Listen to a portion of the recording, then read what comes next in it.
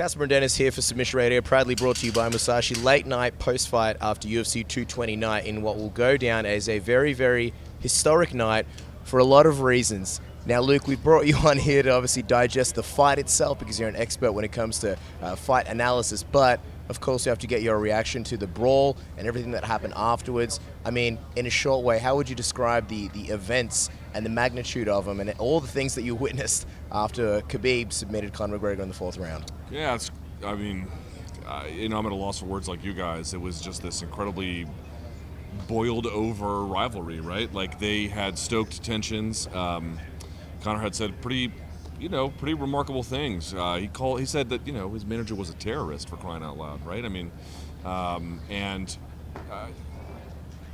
look, I guess what I would say is this. I have two thoughts. One is I think that there's a question we have to ask ourselves. I'm not in any way suggesting that the UFC should regulate what fighters say, but at some point you have to just take inventory of what you're doing. You charge into a Bellator cage, nothing happens to you. Your team doesn't punish you. Remember, Dylan Dennis got kicked out of Marcelo Garcia's for just being weird on Instagram, and SBG did nothing to Conor, right? So just consider that for a moment. Nothing happened to him in Ireland for running into the cage, put his hands on Mark Goddard, chucked the dolly at a bus, and yeah, he got arrested, but there wasn't a significant penalty. The UFC didn't punish him. Like, the institutions that are all supposed to check behavior, none of them did anything. And so by the time you get to this end of the line result, tension's boiled over, dude. Like, this is the inevitable. If the institutions fail, there will just be blowback. That's exactly what you got. On the other hand, Khabib gets up in here, and I understand that Conor said really nasty things. I get it. He comes up here and he says, you can't talk about my religion. You can't talk about my family. Yeah, you can, actually. It's called freedom of speech. Like, you have to kind of accept some of these things. But on the other hand, dude, it comes from a place where they don't play games, man. They don't play games. So, like, I know it's all over the place. I think it's because there's so many different ways to cut it, A lot of people loved the John Malkovich promo that was going in there. Yep. And the reason why they loved it is because it just sort of focused on the fact that this was a fight between two of the best in the world. And it was refreshing just to think about the fighting, just to think about the technique.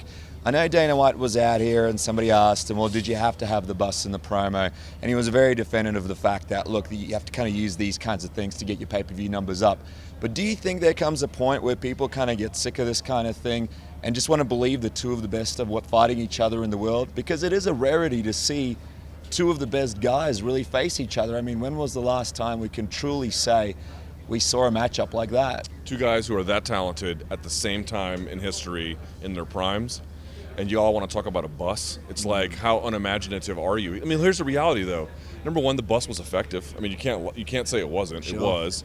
So that's always a problem you have to deal with. My producers over there, we debated this on my show. The debate we had was, no one disputed that the bus was a very powerful vehicle, quite literally, to sell the fight. But let's say you didn't have it. Could you sell it with some other mechanism? Could you get the exact same results going some other direction? And he disagreed, but I thought if you did a world tour, you could, because to the Malkovich point, it wasn't just soaring rhetoric. This was history tonight. Forget all the stuff afterwards.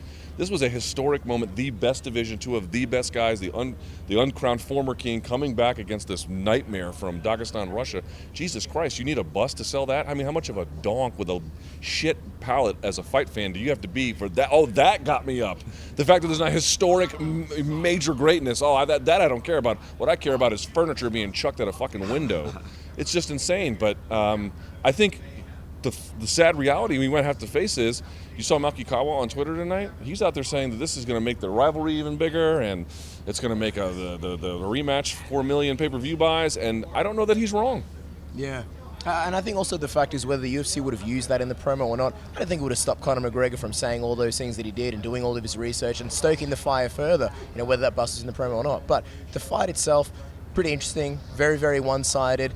It looked at the start like Conor may be defending that takedown. He did a fairly good job. Eventually Khabib got him down, and then it's pretty much the Khabib show from there. Conor did a somewhat good job of neutralizing Khabib's major offense, but in that second round he took a lot of blows, and I thought for a moment that Khabib just sapped his will. I mean, somewhat credit to Conor McGregor for continuing on, but at the same time, at these high levels, I don't know how much credit you can really give someone for just being willing to continue on. What did you think about the fight itself? You can't go to this fight and say, well, Khabib's a better striker than Conor. You can't say that. I think that you can make a case that Conor won the third round, right? You could probably do that too. But you can also make a case that, number one, Khabib kind of took the third round off a little bit. And also, he dropped Conor. You know what I mean? Like, this is... How shocking was that? Super overhand right. Super shocking. I said this before. I kind of thought Khabib had like Jake Shields-like striking, where when you look at it, it doesn't necessarily wow you, but it's just super effective. Like, in the end, it's just really effective. But even I didn't think he was going to drop him like that. But here's what I said before. Everyone wanted to make it wrestling versus striking, and it was. But it was also work capacity style with a labor-intensive guy in Khabib Nurmagomedov, who also can just change. You saw that. How many takedowns did he put together, and then changing directions every time, splitting your base, going to the weak plane, all different kinds of stuff. He was able to just do it over and over and over again. And Conor, when he's fresh, he's borderline unstoppable on the feet. But when he is tired, I've said it before, when Frankie Edgar's tired, he's a lesser version, yes, but not that much lesser. When Conor gets tired, he is significantly less dangerous. Khabib knew it and played it right the whole time. And sorry to cut in, but I just mean Conor McGregor was exhausted. Yep. There were openings there, and like Conor McGregor is completely two different people when he's tired versus when he's fresh. Also, just when Khabib dropped Conor, do you think that's more Khabib striking, or do you think that says more about Conor's chin? Because we saw Chad Mendes connect on Conor with big shots, and it may have buckled him, but Khabib outright dropped Conor McGregor there. I saw the replay. It looked to me like it could have been, you could rule it a slip where he was like a little bit off balance, so he didn't get rocked as much as he just got put on his ass. Either way, it's a knockdown. It counts as a knockdown. I think he just was surprised.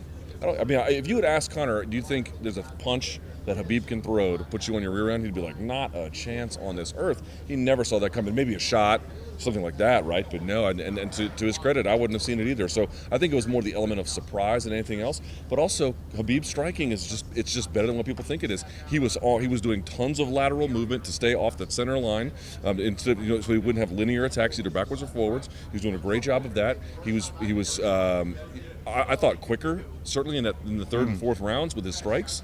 And even in the second round, he was just proactive. He had good timing on it, too. Like, it's functional, but it's functional, if that makes sense. Yeah, I agree. And I also think Conor McGregor was in there because he wanted to be in the pocket with Khabib. He wasn't too worried about getting hit because he was looking to sort of slip and get his counters in. Right. Were you surprised about the fact that McGregor's game plan involved him moving forward the whole time? I thought that a big part of it was going to be moving backwards, cutting angles, getting Khabib to come in forward so that he can counter, use that momentum to have more blow on his punches. Were you surprised that he was moving forward so much in the fight, just trying to sort of push Khabib back? I am, and I could be wrong about this, but didn't I hear his corner telling him, at least after the first or certainly the second round, you need to stop barreling into him. Yeah. You need to stop just driving forward, pull back a little bit, make him come to you.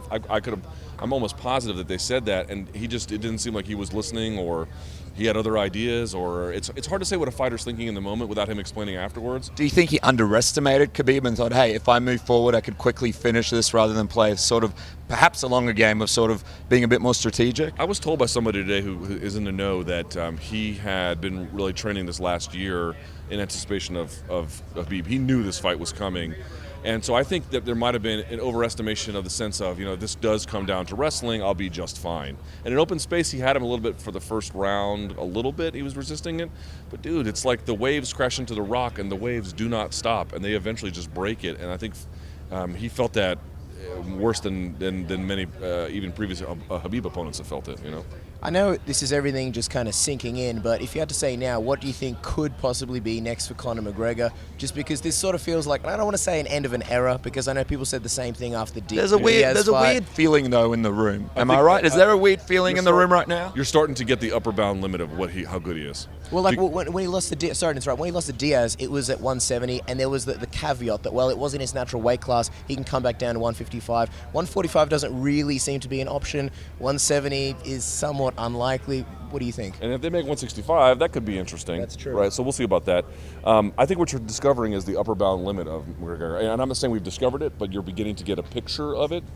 He's got a real problem. He just has it. It's just documented over and over now. When he gets tired, there's just a significant drop-off in ability. There just is. Again, when he's fresh, Jesus, he's a nightmare in ways that are hard to overestimate. But when he's tired, he just goes Dr. Jekyll and Hyde on you. So that's a big problem for him. He can't wrestle with some of the better guys in this division. He just can't. That's another problem for him. And so, my friend Sean O'Shady made a good point. You look at the Diaz fight, you look at this one, you look at the Mayweather fight. These are three of the enormous responses. I'm talking about the first Diaz fight on the pay-per-view market. He lost all three of those. You're beginning to see that there's a limit. I've often said this. To me, the most exciting time in a fighter's career, people always think it's their title reign. I disagree. Title reigns don't last very long. For me, it's when they're jamming their way through the ranks, when they're coming up and they're just mowing through everybody. Tell me I'm wrong. What's more exciting, Conor McGregor trying to fight for titles after the fact, or rising up through the ranks and going after Jose Aldo? It's two totally different experiences. Think about John Jones beating Ryan Bader, 6 weeks later beating Shogun Rua. It was so exciting. Now GSP had a long reign, so I guess that's a little bit different. So I think what you're discovering is upper bound limit, asking what's next. I think probably Nate Diaz win or lose, actually. Let me just quickly, as we finish off, because we appreciate your time, Tony Ferguson had a fantastic performance today. Boy, did he I feel like we just need to quickly mention him because all the focus is on all this hoo-ha, and this is a guy that really deserves to be spoken about. What would you do with him next? And before you answer that, sorry, what did you think of his performance? Because I know everybody wants to hear from you. Yep. I mean, it was a spectacular performance from a guy that overcame a massive injury just to be in there at that time, in that time period, to come back for such a big injury. Did you guys hear Rogan say that he didn't even get a physical therapist to help him? That's crazy. I said this on Twitter. He's the only guy who can make gold out of alchemy. Yeah. He's the only one, man. He's the only one. And you saw him break down in tears afterwards. My God, man. I don't know why exactly he felt the way he did. I'm going to try and talk to him this week. He seemed like he looked to me like a guy who thought the world forgot him. And it hurt him. And he wanted to come back and prove a point. And Anthony Pettis made him work for it. My Lord, Anthony Pettis made him work for it. But, dude, he is... If it's knee surgery, he drives through it and finds a way to make it work. If it's a striker who's in his face, he drives through it and finds a way to work. If it's a fight at altitude, he drives through it and finds a way to make it work. That's just his style. And he gets nicked and dinged along the way. He has scars to show for it, quite literally. But his success in life is, I will just beat you with effort. I will just beat you with belief. And it's frankly inspiring to see. And I got to be honest, I think he's on a collision course with Khabib Nurmagomedov. They keep trying to make it, and the gods keep trying to tell us no, I think just to punish us. But look, man, these guys keep beating other elite guys. Conor's not doing that. Nate's not doing that. Now, Dustin Poirier, we'll see. He's up there. Kevin Lee, of course, is out there floating as well. But I just think these guys, we're going to have to make it a fifth time, man, because I think that they are just forcing us to do that. I hope we're not chasing the dragon here with this Khabib-Tony fight, and it's just like a carrot dangling in our faces that we just never see, because it is going to be an amazing fight. Luke, I really appreciate your time, guys. Make sure you do let us know what you think in the comments, and of course, check out Luke Thomas on Twitter @LThomasNews, and of course, your phenomenal work on MMA fighting. It's been a very crazy night.